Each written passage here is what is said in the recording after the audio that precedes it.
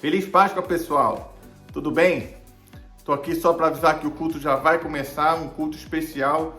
Hoje, o culto em que nós celebramos a ressurreição de Cristo, domingo de Páscoa. Minha oração é que Deus te abençoe muito e fale muito ao seu coração. Vamos nessa!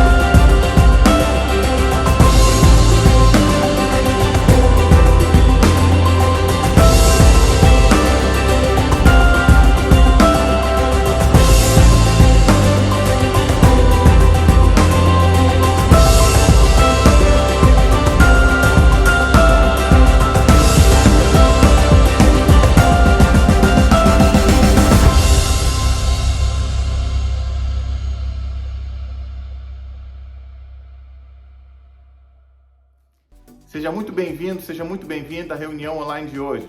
Meu nome é Lucas Bonatti, eu sou pastor da PMB, a primeira metodista brasileira aqui em Downtown, Miami. Hoje, domingo especial, domingo de Páscoa, então feliz Páscoa para você, para a sua família. Que Deus abençoe muito vocês e restaure, venha restaurar aí a esperança, né, na vida de vocês.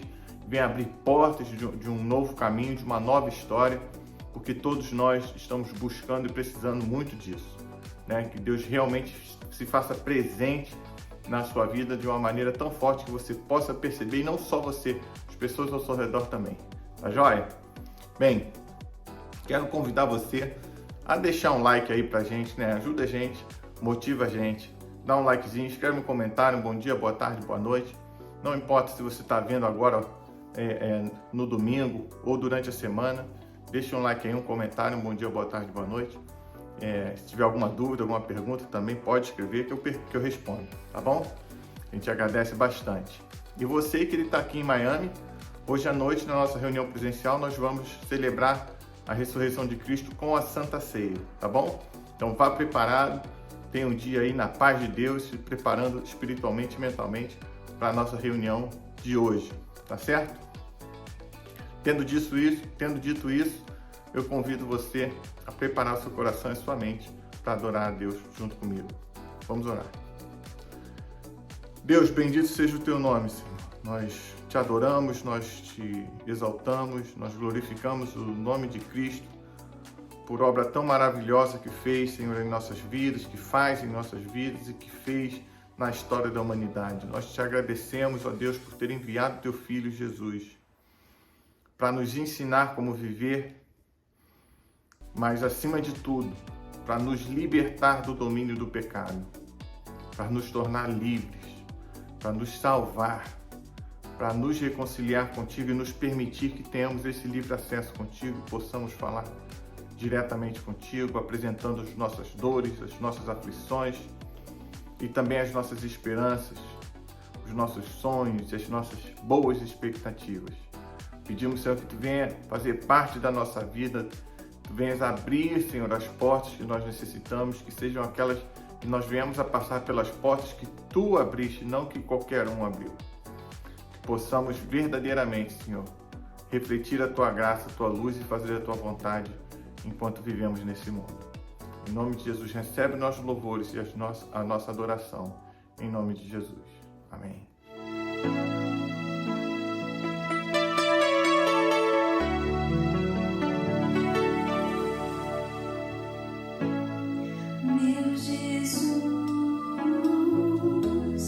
Salvador, on to igual não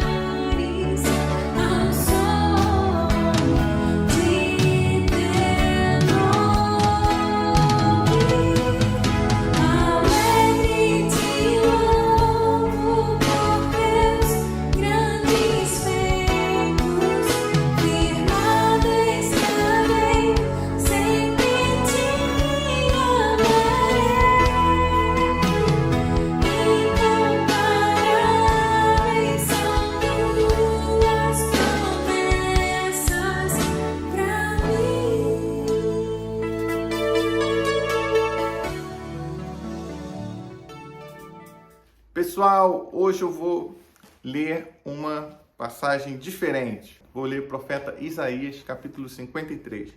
E vou ler o capítulo inteiro. Então, em espírito de oração, acompanha comigo. Quem creu em nossa mensagem? E a quem foi revelado o braço do Senhor? Ele cresceu diante dele como um broto tenro e como uma raiz saída da terra seca. Ele não tinha qualquer beleza ou majestade que nos atraísse.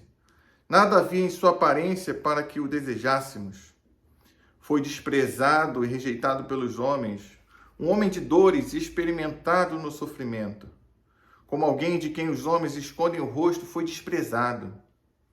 E nós não o tínhamos em estima. Certamente ele tomou sobre si as nossas enfermidades e sobre si levou as nossas doenças. Contudo, nós o consideramos castigado por Deus atingido e afligido. Mas ele foi transpassado por causa das nossas transgressões, foi esmagado por causa das nossas iniquidades. O castigo que nos traz a paz estava sobre ele, e pelas suas feridas nós fomos curados. Todos nós, tal qual ovelhas, nos desviamos. Cada um de nós se voltou para o seu próprio caminho, e o Senhor fez cair sobre ele a iniquidade de todos nós. Ele foi oprimido e afligido, e contudo não abriu a sua boca. Como um cordeiro foi levado para o matadouro, e como uma ovelha que diante de seus tosqueadores fica calada, ele não abriu a sua boca. Com julgamento opressivo ele foi levado. E quem pode falar dos seus descendentes? Pois ele foi eliminado da terra dos viventes, por causa da transgressão do meu povo, ele foi golpeado. Foi-lhe dado um túmulo com os ímpios e com os ricos em sua morte. Embora não tivesse cometido nenhuma violência, nem houvesse nenhuma mentira em sua boca. Contudo, foi da vontade do Senhor esmagá-lo e fazê-lo sofrer. E embora o Senhor tenha feito da vida dele uma oferta pela culpa, ele verá sua prole e prolongará seus dias, e a vontade do Senhor prosperará em suas mãos. Depois do sofrimento de sua alma, ele verá a luz e ficará satisfeito. Pelo seu conhecimento, meu servo justo justificará a muitos e levará a iniquidade deles. Por isso eu lhe darei uma porção entre os grandes, e ele dividirá os despojos com os fortes. Porquanto ele derramou sua vida até a morte, e foi contado entre os transgressores. Pois ele levou o pecado de muitos, e pelos transgressores intercedeu. Palavra do Senhor. Bem, eu quero começar a mensagem de hoje com uma frase que eu vi essa semana num podcast. Diz assim: eu acredito em Deus. E porque eu acredito em Deus, eu acredito que a justiça será feita. Disse isso o Igor, o apresentador e sócio proprietário do Flow Podcast. Bem, para vocês que não conhecem o Flow Podcast, ou que não acompanham o podcast, não conhecem muito sobre a cena de podcasts no Brasil, deixa eu falar aqui um pouquinho, né? É o meio de comunicação, é a maneira que está bombando entre os jovens nesses dias. Basicamente, o podcast é uma entrevista diária que combina o formato de rádio e TV, porque é transmitido com imagem, e simplesmente as pessoas convidam alguém ou um grupo de pessoas e eles ficam ali batendo papo por 4 horas, 6 horas, por muitas horas. É super cansativo, mas também é super interessante, de vez em quando, é muito interessante. E para mim é muito interessante ver, porque há 100 anos atrás, nos anos 20, né, 1920, a sensação era o rádio, né? Você tinha que ter um esquema todo especial para manter a bateria daquilo, para ouvir alguém falando, transmitindo com a voz ruim e tal. E as pessoas acreditavam tanto no rádio, que é um episódio clássico aqui nos Estados Unidos. Alguém foi fazer uma piada na rádio, dizendo que os alienígenas estavam invadindo a Terra. E o que aconteceu, gente? Um monte de gente se suicidou, porque não queriam morrer nas mãos dos alienígenas ou serem abduzidos pelas mãos dos alienígenas. Nos anos 50 surge a TV, né? Pelo menos lá no Brasil.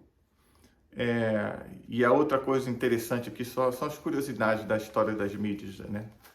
É que alguns artistas famosos no rádio tinham vozes maravilhosas, não fizeram sucesso na TV porque a aparência não era das melhores. Então na TV passava pelo crivo da beleza. Então não bastava ser talentoso e ter uma voz maravilhosa. Tinha que ser belo ou bela. Então muitos foram descartados no meio do caminho, né, por conta disso. E de novo, a TV passou a ter uma influência importantíssima e ainda hoje comunica um lugar de verdade muito, muito forte. Mas nos anos 2000 surge a internet, o avanço da internet, as mídias sociais, né? E aí vai se democratizando, vai se ampliando, vai se abrindo outras maneiras de se comunicar. E a hegemonia da TV vai terminando. Hoje em dia, a TV a cabo não é mais TV a cabo, é uma TV que oferece streaming, né? Você tem que assinar HBO, você tem que assinar cada aplicativo, Netflix, tal, para poder você assistir as coisas que você gosta. É chamada TV digital, né? É interessante porque eu estudei jornalismo de ano 2000, 2001, né? Foi quando eu entrei na universidade. E a gente falava de tudo isso, a chegada da TV digital, tal, e demorou uns 10 anos para começar, e hoje em dia é uma realidade muito latente, né? E os podcasts surgiram mais ou menos há 10 anos atrás, e era só áudio, e agora passou por uma parte de vídeo, né? E o Flow Podcast, ele imitou um podcast famoso aqui nos Estados Unidos e se tornou pioneiro no Brasil, né? Muito importante, muito grande, começou com uma coisa meio caseira e agora tem uma estrutura super gigante, né? E ajudou muito a cena de podcast no Brasil. Só que um dos sócios e apresentadores, há 1 mês e meio, 2 meses atrás, num dos programas, disse um negócio absurdo. E ele sempre dizia muita coisa absurda, ele nunca foi muito inteligente, mas falou uma coisa que gerou um escândalo. E começou uma fuga de patrocínios, e o próprio YouTube desmonetizou o canal, né? No mesmo dia que ele falou aquilo, que repercutiu, em menos de 24 horas, ele foi demitido, foi desligado do Flow, né? Foi desligado. Ele era sócio, a parte dele foi comprada e ele foi desligado. Ele não passou a não ter mais nada a ver com o Flow. Só que isso não impediu a fuga de patrocinadores, pessoas que foram entrevistadas pedindo que retirassem do ar as suas entrevistas, né? E o YouTube puniu com a falta da monetização, que é você basicamente excluir do AdSense e você então diminui o impulsionamento, né? Ou seja, o vídeo passa a aparecer menos para as pessoas, né? Então, por conta disso, hoje em dia existe na cena de podcast brasileiros uma campanha chamada Monetiza o Flow, que é uma tentativa de recuperar o Flow. Por quê? Porque o Flow começou com uma coisa pequena, mas se tornou uma empresa que tem 8 programas e emprega mais de 80 pessoas. E um programa errou. Então, eles dizem, nós fizemos tudo o que deveríamos fazer.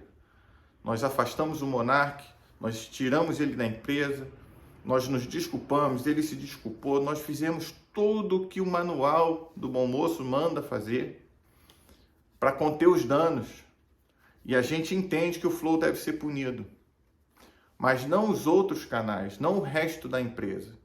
E o que está acontecendo é que toda a empresa está sendo punida, e se continuar assim, a gente vai ter que demitir pessoas, e os projetos sociais vão acabar, e todo esse projeto vai ser destruído por conta de uma frase errada e infeliz que uma pessoa disse durante a transmissão. Então, por isso que o Igor diz, nós fizemos tudo o que nós deveríamos, mais um pouco, e porque fizeram tudo isso que ele falou, eu acredito em Deus, e porque eu acredito em Deus, acredito que a justiça será feita. Ou seja, para o Igor, porque ele fez tudo que estava ao alcance da empresa dele, o resultado deveria ter sido a continuação do programa, a continuação da monetização, o resgate de patrocínios, né?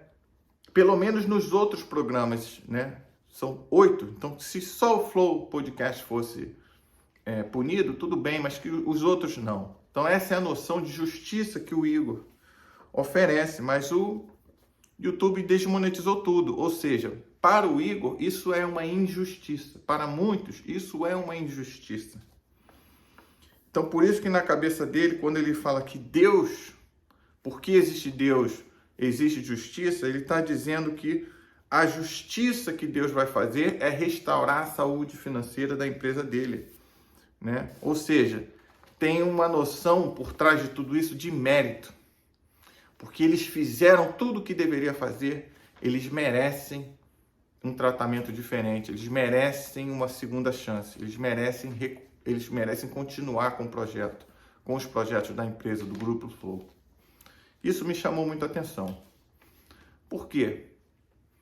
Porque essa é uma noção, é a expectativa que eles tinham ao fazer alguma coisa. É a noção de justiça que eles têm. E na semana passada nós estávamos pregando e falando da entrada triunfal de Jesus, refletindo sobre como Jesus entrava com toda a simbologia de que um rei estava entrando na cidade, ou de um candidato a assumir o trono e sendo aceito pelo povo, né? O povo estendendo ramos, estendendo roupas para que ele passasse, né, sobre o seu jumento, né, seu jumentinho, ao invés do tradicional cavalo.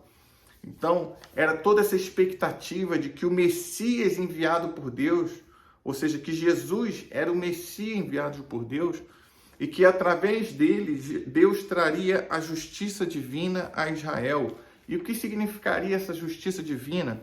A eliminação dos opressores estrangeiros, no caso aqui o Império Romano, né? E que não só ele expulsaria, eliminaria os estrangeiros das terras de Israel, mas ele restauraria a glória dos reinados do rei Davi, do rei Salomão, a Israel outra vez, né? Israel seria grande outra vez. Os pagãos seriam eliminados, aqueles que ofendiam a Deus seriam julgados e destruídos. O templo seria purificado e a glória do Senhor habitaria no templo outra vez, como havia habitado na época de Salomão, né? Ou seja, esse era o senso de justiça dos judeus naquele momento, quando viam em Jesus essa figura ungida, essa figura libertadora, essa figura enviada por Deus para restaurar a glória do povo israelita naquele momento. Essa era a expectativa, esse era o senso de justiça que aquele povo tinha por anos, por séculos de história, né? Era uma lógica baseada na própria história e nas promessas que Deus tinha dado àquele povo. E eu quero lembrar aqui que é a lógica que eu chamo a lógica do templo, né? Começa, por exemplo, com Abraão, né? Deus, afinal de contas, chama Abraão e promete a Abraão que faria dele uma grande nação. Uma nação através da qual o mundo inteiro seria abençoado. Que todas as famílias da terra seriam abençoadas. Então, uma nação dessa não podia ser uma nação oprimida por outra força estrangeira. Compreende? Então, essa era a expectativa que está no DNA do povo judeu, né? O segundo fato é a questão do Moisés. Quem é Moisés? Moisés foi o grande libertador de Israel, enviado por Deus para ir lá no Egito, onde o povo de Israel era escravo, já por 400 anos, um povo sofrido, sob esse domínio dos pagãos egípcios. E Moisés vai lá com um cajado e gera uma revolução e tira o povo de lá, liberta o povo de lá sob ordem de Deus, sob o comando de Deus, sob a orientação de Deus. Ou seja, muito similar com o que está acontecendo agora. O povo está oprimido pelo povo judeu, pelo Império Romano, e não é questão de mérito, eles esperam que Deus envie um libertador que faça ainda que venha o libertador com um cajado, só por isso não importava que viesse sobre um jumentinho só, capaz de destruir as forças inimigas e libertar o povo de Israel. A Bíblia continua nos dando exemplo no livro de Juízes, vários juízes, e essa era a lógica. O povo era oprimido por forças estrangeiras todas as vezes que se desviava dos caminhos de Deus, todas as vezes que levantava postes de adoração a ídolos estrangeiros. Então, Deus permitia que eles fossem oprimidos, mas o povo clamava, e então Deus enviava um libertador, um guerreiro, um juiz guerreiro, capaz de expulsar as forças inimigas e restaurar o templo, restaurar a adoração a Deus, restaurar o ensino e a devoção à palavra do Senhor. Então, essa fazia parte da expectativa, da lógica da restauração do templo no meio do povo judeu. E por fim eu quero citar Davi, que foi o rei que uniu a nação, Foi o rei sacerdote, o rei capaz de não só subjugar os inimigos, expulsar os inimigos, vencer os filisteus, que eram muito mais fortes, tinham tecnologia muito maiores, mas ele não só expulsou os inimigos, como ele uniu o povo e exaltou o nome de Deus no processo inteiro. Sempre guerreou Golias em nome do Senhor, trouxe a arca de volta para Jerusalém. Enfim, Davi foi o grande nome, o grande exemplo de rei que o povo de Israel teve, O homem que lançou a frase: feliz a nação cujo Deus é o Senhor, É o nome que representava essa coisa de Deus acima de tudo. Perdão, E aqui a minha ironia, esse Deus acima de tudo, tá bom? Mas essa era a expectativa do templo. A restauração do templo significava a promessa de Deus se cumprindo, significava a libertação poderosa através de Deus, através de um libertador, Se fosse ele uma figura como Moisés, ou como um juiz, um guerreiro, ou como um novo rei,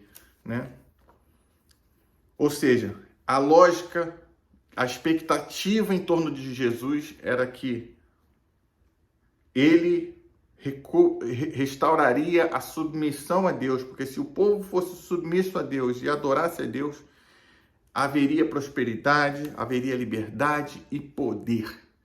Poder para que o povo de Israel se mantivesse livre dos opressores, livre do domínio estrangeiro. Isso era a expectativa que o povo tinha quando viu Jesus entrar em Jerusalém naquele jumentinho. E por isso consideravam ele o Messias. Messias que no aramaico e no hebraico significa ungido. Ungido de Deus. Ungido como foram Moisés, como foi Gideão, como foi Davi. Então essa era a expectativa. Jesus seria o grande libertador. O ungido guerreiro que ia transformar a vida do povo de Israel. Agora, o que não era a expectativa daquele povo? O que eles não esperavam acontecer? O que não combinava com essa ideia de Messias, com essa ideia de restauração do templo? Não combinava a ideia de um Messias sendo um servo sofredor, como a gente leu no capítulo 53 de Isaías. Não combinava com essa expectativa que eles tinham a ideia de um Messias sofredor, a ideia de um Messias morto. Um Messias que defendia os pobres e os excluídos e no final acabava morto. Nada disso atendia às expectativas do povo em relação a Jesus. Não atendia às expectativas do povo judeu do primeiro século. Eles queriam se ver livre da influência, do domínio do Império Romano. Então, quando Jesus entra em Jerusalém, é interessante a gente notar que, porque eles tinham toda essa expectativa de um libertador, de um guerreiro, todas as vezes que Jesus falava que ele morreria e ressuscitaria, Os seus discípulos não acreditavam. Eles achavam que Jesus estava falando algum tipo de enigma, que era alguma parábola que eles ainda não estavam conseguindo entender, porque a expectativa era outra. A expectativa é de que Jesus era o novo Moisés. Essa é a grande verdade. Então eles não conseguiam imaginar que Jesus realmente morreria. Então, quando Jesus entra em Jerusalém, existe essa expectativa de que ele vai destruir Roma e de que ele vai restaurar o templo, que ele vai restaurar o sistema do templo, em que Deus é adorado, Deus, a arca vai, né? Talvez eles imaginassem que ele reconstruiria a arca, porque a presença de Deus, a habitação de Deus era o templo. E onde Deus habita, não habita pagão, não habita pecado. Essa era a imagem, essa era as expectativas, eram as expectativas. Mas aí o que acontece?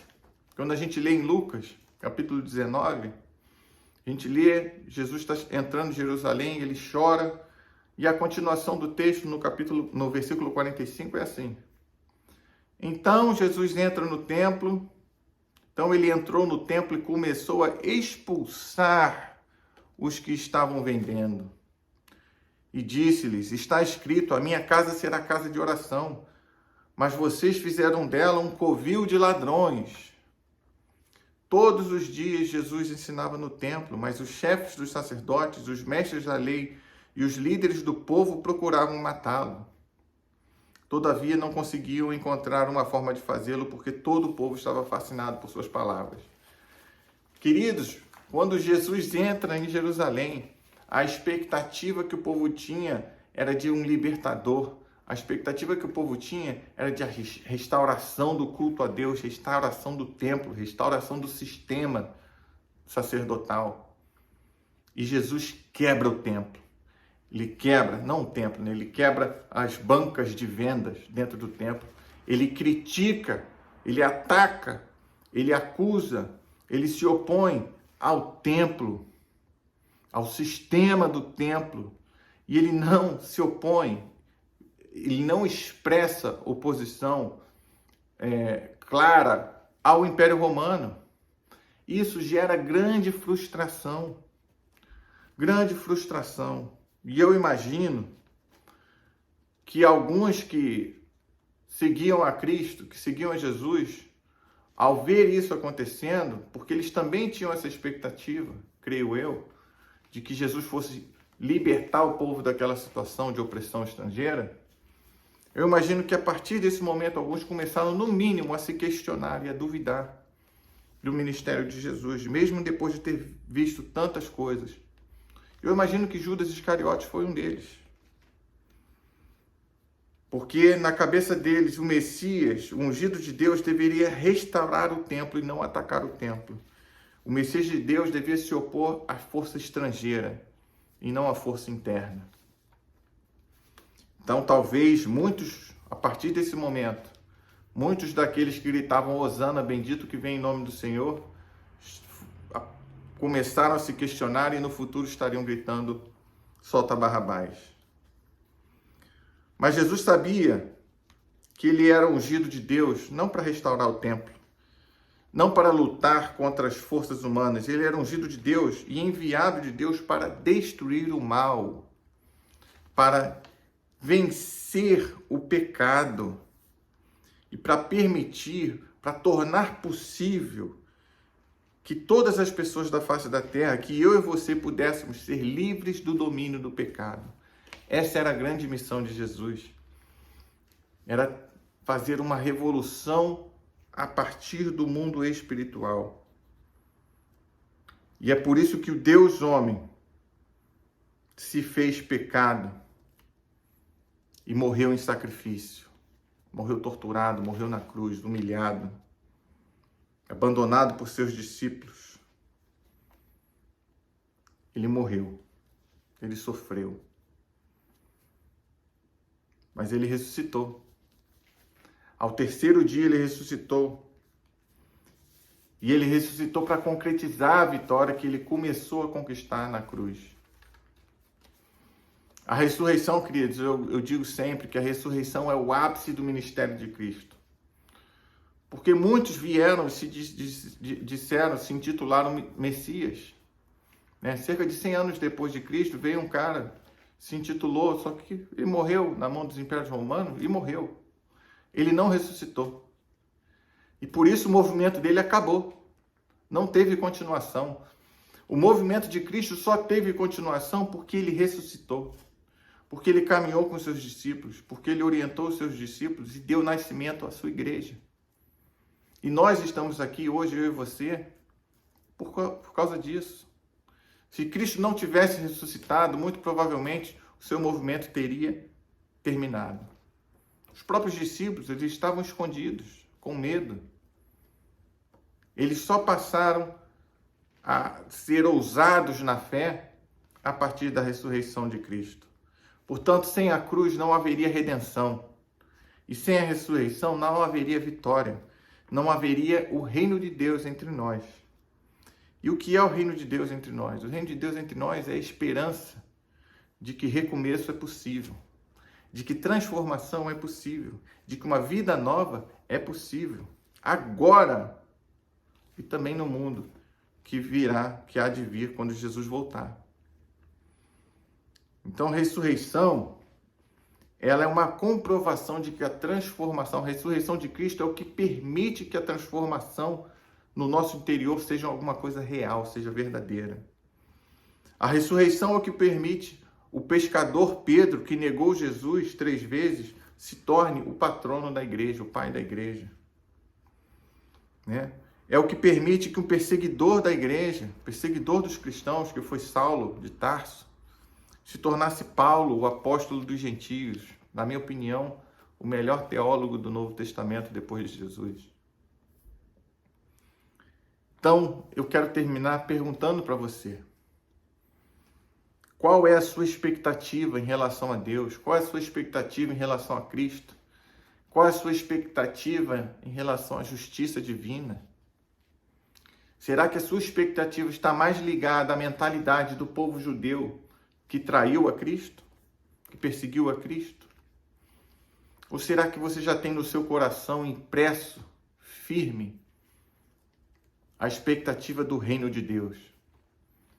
A expectativa das segundas chances, a expectativa da restauração, a expectativa da reconciliação, a expectativa da transformação, a expectativa da purificação. Qual é a justiça que você espera de Deus? É a justiça que o Igor espera? Porque fez isso, fez aquilo, ganha o direito, tem algum mérito no favor que vem de Deus? Sabe, você lembra comigo que Jesus disse ao ladrão na cruz? Ainda hoje estarás comigo no paraíso. Qual foi a obra de vida daquele ladrão? Crimes que levaram ele à cruz. Mas ele reconheceu Cristo como Salvador.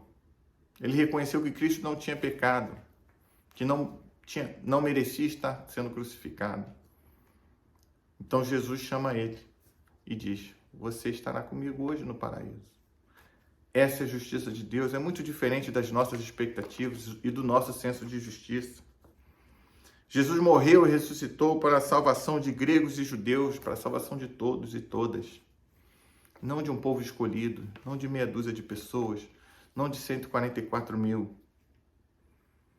A justiça de Jesus é salvação e graça, baseada na graça divina. E graça é favor imerecido, não existe mérito na justiça divina. Por isso eu quero te convidar a celebrar a ressurreição. Porque eu acredito que na ressurreição é o que nos dá esperança, porque não importa a situação que você esteja passando, que eu esteja passando. Não importa se existe dificuldade no trabalho, dificuldade na família, dificuldade de saúde. A ressurreição de Cristo nos dá a esperança de que ressurgir é possível, de recomeçar é possível, de que transformação é possível, de que recomeço é possível. Então não importa, verdadeiramente eu creio nisso, não importa a situação que você esteja passando. Deus quer restaurar a sua vida. Deus quer restaurar a sua família, seu casamento. Deus quer restaurar sua alegria de viver. Deus quer restaurar a sua situação financeira, se for o caso. se você precisa de um emprego, Deus quer restaurar todas essas coisas na sua vida. Deus quer que a justiça dele se manifeste na sua vida. Deus quer restaurar em você a esperança na justiça.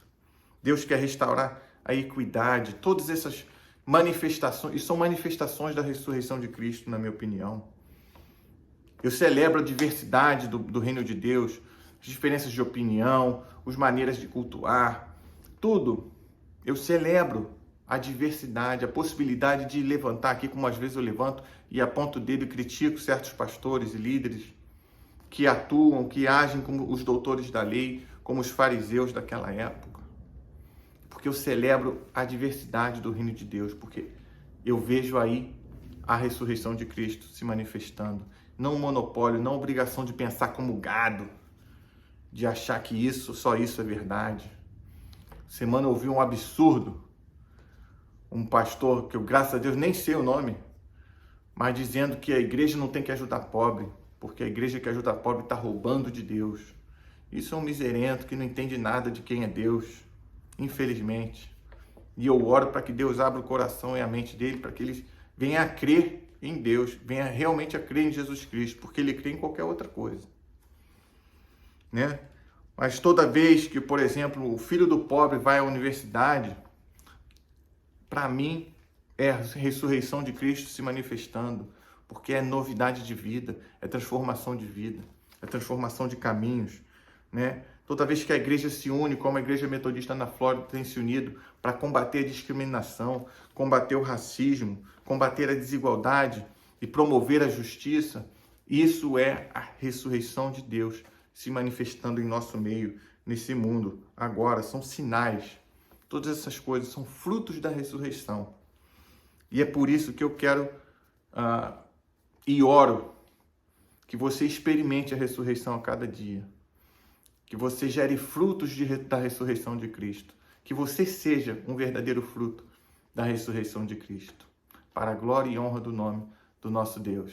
Que Deus te abençoe, tenha uma feliz Páscoa e confie.